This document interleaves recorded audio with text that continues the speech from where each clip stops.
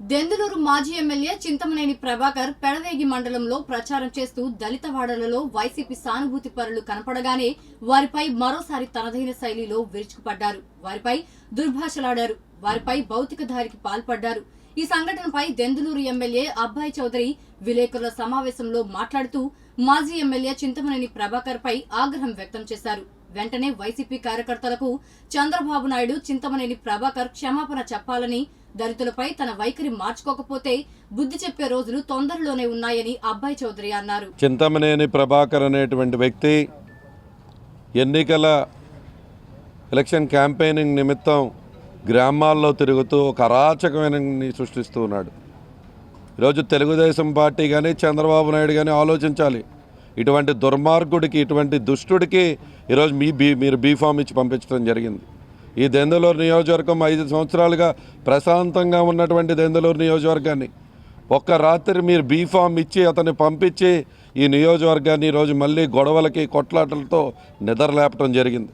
నిన్న ఒక్కరోజు అతను చేసినటువంటి ప్రచారం, అతను చేసినటువంటి అరాచకం ఈ నియోజకవర్గంలో అంతా ఇంత కాదు. నిన్న ఒక్కరోజు ఇతను లక్ష్మీపురం అనేటువంటి గ్రామానికి వెళ్తే ఆ లక్ష్మీపురం గ్రామంలో ఎర్రా చంటిబాబు అనేటువంటి వ్యక్తి ఇంటి దగ్గరికి వెళ్ళి అతను కేవలం లేదు జగన్మోహన్ రెడ్డి గారి ప్రభుత్వంలో నాకు మంచి జరిగింది అని తన ఇంటికాడ తాను ఉన్నటువంటి వ్యక్తిని నువ్వు డైరెక్ట్గా బండి దిగి వచ్చి అతన్ని కొట్టడం వాస్తవం కాదా అని అడుగుతున్నా. అతని పైన చెయ్య చేసుకోవటం వాస్తవం కాదా అని అడుగుతున్నా. వాళ్ళ అమ్మగారిని చెప్పలేని విధంగా దూషించటం వాస్తవం కాదా అని అడుగుతున్నా. ఈరోజు అతన్ని కొట్టడమే కాకుండా అతన్ని నేను శాసనసభ్యుడిగా పోటీ చేస్తున్నాను కాబట్టి లేకుంటే నీ పేగులు తీసేస్తాను, పేగులు పీకేస్తాను అనేటువంటి భాష నువ్వు మాట్లాడటం జరిగింది. దానికి రికార్డింగ్ కూడా మనకు వెరీ క్లియర్గా వినపడుతుంది.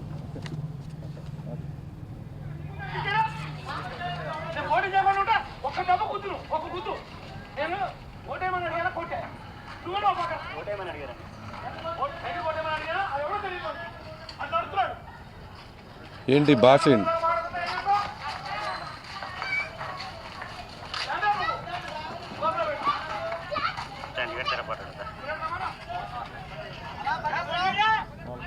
అంటే ఈరోజు మనం చూస్తూ ఉంటే ఆ వీడియో మీ దగ్గర కూడా ఉందన్న, అతని మీద దాడి చేసి అతన్ని కొట్టి తన ముక్కు మీద కొట్టి, చెస్ట్ మీద కొట్టి, ఛాతి మీద కొట్టి, కడుపు మీద కొట్టి మళ్ళీ వాళ్ళని కొట్టండ్రా అని ప్రేరేపించి తన్ని బూతులు తిట్టి పేగులు లాగేస్తానని మాట్లాడుతుంటే ఎవడ పేగులు లాగేస్తావరా నువ్వు?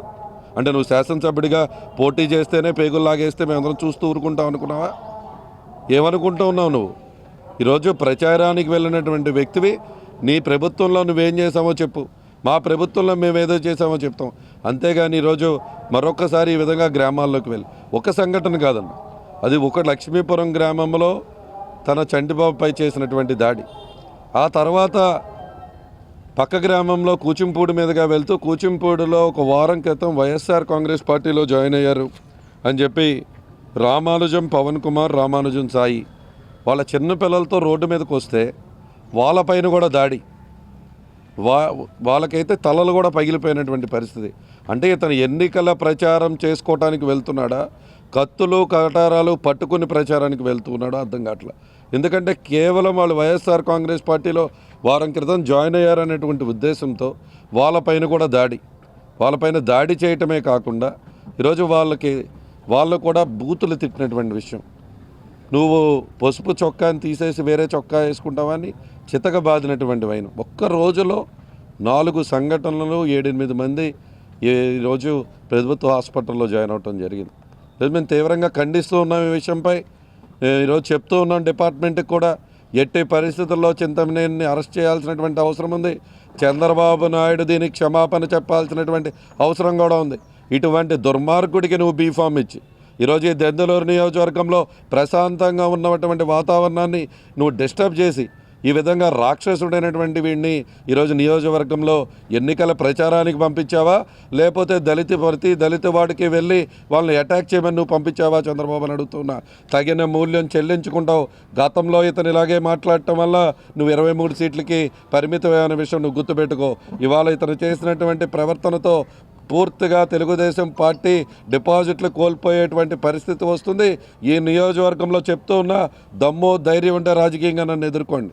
నీకు చింతమనేని ప్రభాకర్ కానీ చంద్రబాబు కానీ మీకు ధైర్యం ఉంటే రాజకీయంగా నన్ను కానీ మా జగన్మోహన్ రెడ్డి గారిని ఎదుర్కోండి. అంతేగాని ఈ విధంగా వెళ్ళి గ్రామాల్లోకి వెళ్ళి ఈరోజు దళిత వాడల్లోకి వెళ్ళి ఈరోజు కార్యకర్తల్ని అక్కడ ఉన్నటువంటి ప్రజల్ని ఇబ్బందికరమంటూ భాషతో మాట్లాడుతూ ఏం మాట్లాడుతున్నావు, ఎంత దారుణమైన మాట మాట్లాడుతూ ఉన్నావు. రాత్రి నేను చెప్పడానికి కూడా మీడియా ముందు అసహ్యం వేస్తున్నటువంటి బూతు మాటలు నువ్వు మాట్లాడుతూ నువ్వు మాట్లాడిందని తీవ్రంగా ఖండిస్తూ ఉన్నాం.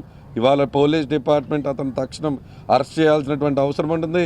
ఇవాళ లోపల అతను అరెస్ట్ చేయకపోతే రేపు మా ప్రణాళిక రాష్ట్ర వ్యాప్తంగా కూడా దీనిపైన తీవ్ర నిరసనలు జరుగుతాయి. అదేవిధంగా ఎలక్షన్ కమిషన్కి కూడా కంప్లైంట్ చేయబోతున్నాం. ఇటువంటి ఎస్సీ కమిషన్కి కంప్లైంట్ చేస్తాం, ఎలక్షన్ కమిషన్కి కంప్లైంట్ చేస్తాం. 93 కేసులు ఉన్నటువంటి వ్యక్తి, ఒక రౌడీ షీటరు. ఇతని ఎన్నికల ప్రచారానికి మీరు పంపించారు.